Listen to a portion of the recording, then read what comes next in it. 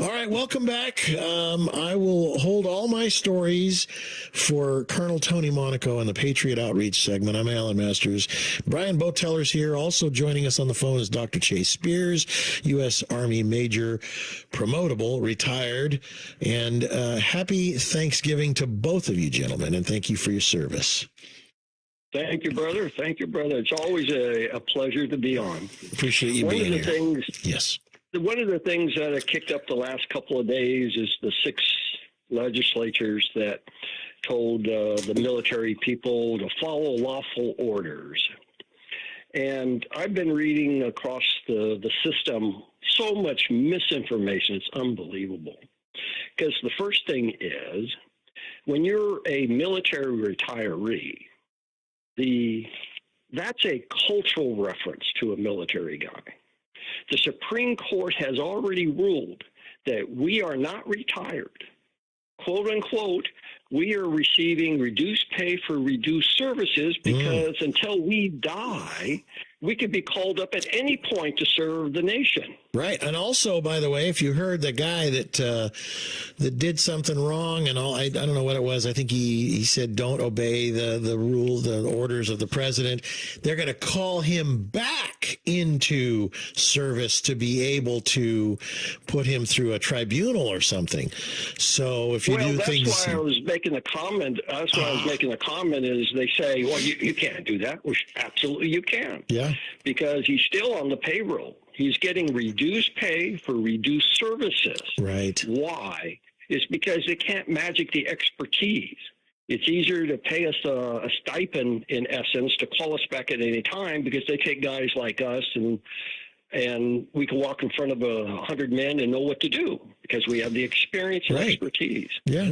But see, the problem is these 6 legislatures, although one can be recalled for accountability, these 6 legislatures are really feeding into the insurrection narrative, meaning in English, state and local officials can pick and choose which laws to obey, setting the stage for maybe another civil war down the road. However, what most people also forget, they pick on Trump as a political enemy, but Trump didn't make the laws. All the laws came from Congress that these agents are enforcing and the military are enforcing. What say you, Chase? Well, good afternoon, gentlemen. It's happy Thanksgiving to you. It's great to be with you today, and I appreciate you teeing that up, Colonel. You hit the nail on the head. This is something that I've been reflecting on quite a bit, and I've got a couple of editorials that will be out on this topic over the next few days. And Mark Kelly, we have the seditious 6 who made this video.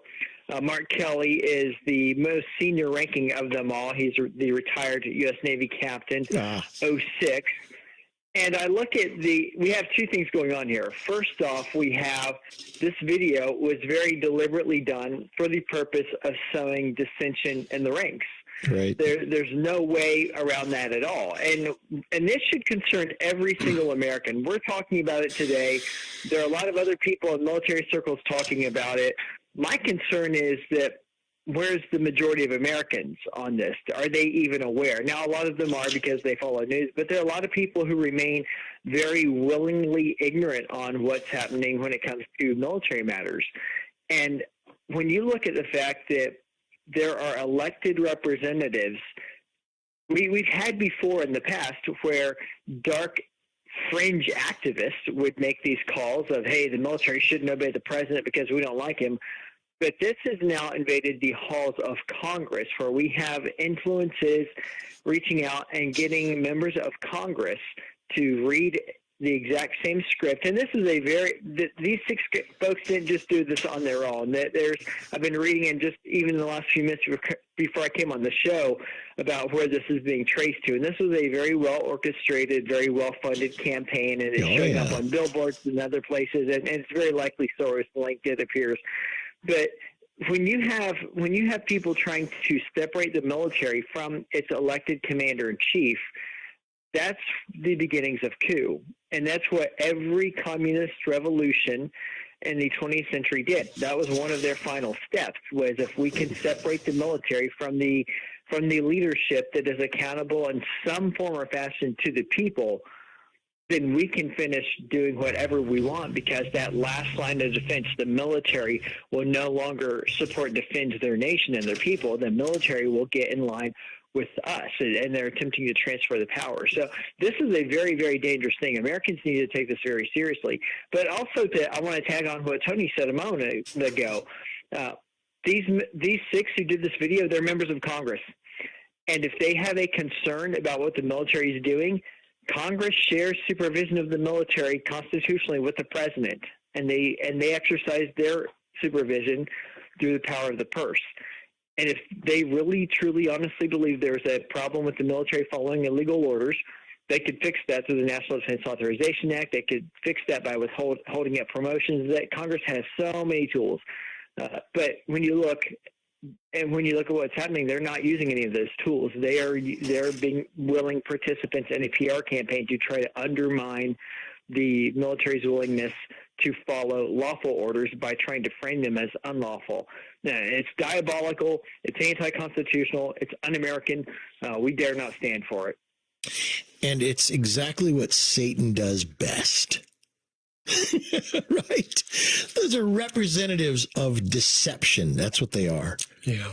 Yeah. Mass deceivers. There's got to be, and unless and until we get to a place where I think there's some serious, very rigorous, serious penalties for this kind of behavior, I think that it'll just continue. I think this is the presidency that we're going to see that. Yeah, I hope so. Because I think, and I wanted to mention this mayor, New York mayor, is it Mamdani or whatever it is? I don't know if you guys noticed, and Colonel and Dr. Chase Spears, I'd love to have your thoughts on this. When Trump had this mayor in his, or mayor-elect, you might say, in his White House, and the guy was going to call him the F word, the fascist word. Somebody asked him, and here's a 33-year-old guy versus a 78 or 9-year-old president, twice president of the United States, billionaire, self-made man, man who has been through everything under the sun. And I watched that and I thought, what's he going to say? What's he going to do? And he goes, go ahead, you can say it. Nothing can faze Trump. But I think it's brilliant, because what he did is he kind of created a little bit of an ally in this guy, Mamdani or whatever his name is, because then he can watch him, because the guy will think, well, he likes me. Trump likes me. So I'm going to just try and get away with what I can. And it's actually a brilliant part, I think, of a plan to be able to, what does they say? Keep your friends close and your enemies closer. Yeah. That's the art of the deal right there. What do you guys think about that? Well, I think it's... Go ahead. Either Go way. ahead, Colonel. Sorry. No, I was going to say that a lot of people don't realize that the New York governor system, the council has the real power. The mayor is more of a honorary spokesman, you might say. And although he has tremendous influence, the council kind of controls the dynamics of the thing. And I think you're right. It sends mixed messages to his base as to which side are you on. Right. What do you think, Chase? Well, we see this happen pretty frequently at the end of major campaigns, where the person running for office just says the most over-the-top things about their opposition. And then after they win, they come back to the table and say, well, we had to say these things to the campaign. They're really not all that bad.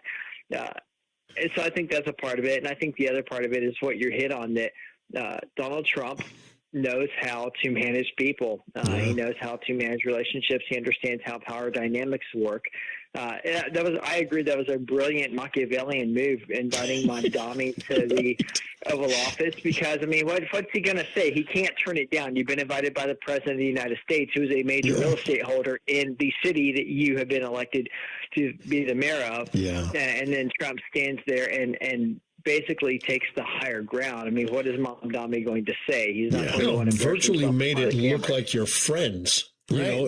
Now go back and explain that to your base. Right. Well, what it does is it disrupts the norm, which is they're the enemy.